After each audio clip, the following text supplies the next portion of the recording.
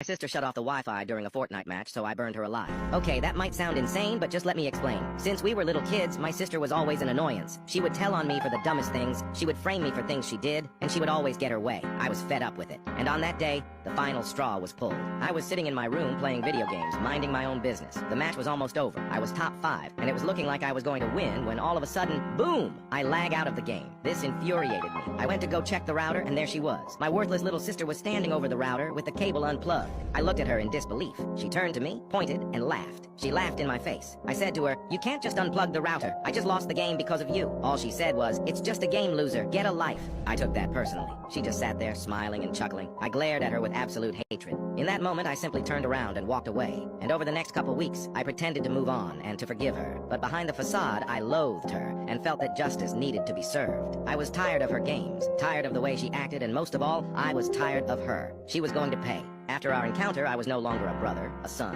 or even a person. I was simply vengeance. That weekend, our parents would be gone for their anniversary, and I was supposed to be at a friend's house. My sister would be home alone. However, I didn't go to the friend's house. I pretended to leave, and then I stayed hiding in the shadows. I waited outside of the house until dark. That's when I made my move. Now, normally, all of our doors and windows would be locked, but I made sure to leave one window unlocked to sneak back into the house. Walking around the house to the unlocked window, I passed my sister's room. She was on the phone with one of her friends, laughing, chuckling. My anger only grew. How could she be so happy? It was as if she didn't have a care in the world. I quietly snuck in through the window. The house was completely quiet, other than my sister's faint laughs from across the hall. I made my way into the kitchen. There, I turned on the oven and the stove to maximum heat. I threw paper towels and rags on top of it to speed up the process, and before I knew it, the kitchen was up in flames. The heat was overwhelming, and somehow my sister didn't notice it yet. I quickly climbed back out the window. Outside, I ran over to her bedroom window. Looking through it, she was laying on her bed talking to someone on the phone with earbuds in. She couldn't hear the fire raging throughout the house. It was perfect. In the blink of an eye, the fire reached her door, and you could see the red-hot glow from underneath it. My sister finally noticed it. She ran over and tried to open the door, but the doorknob burned her hand.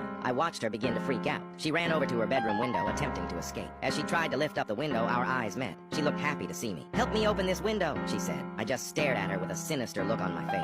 She stood there, on the other side of the window, in confusion. Then, the realization finally hit her. Her eyes grew wide, and she started to panic. Screaming in fear, she desperately tried to open the window, but there I was, holding it down. She begged and pleaded for me to help, but that was the last thing I had planned on doing. In seconds, the fire had breached her room. It was spreading rapidly, and my sister was sobbing with her face on the window. "Please let me out," she cried. I watched the flames engulf her. I watched her scream in agony, rolling on the floor as her body burned endlessly. When the cries stopped, I let go of the window. My fingertips were charred due to holding down scorching hot window. If just that little injury hurt so much, then I can only imagine the pain she must have endured. I guess she shouldn't have shut off the Wi-Fi, lol.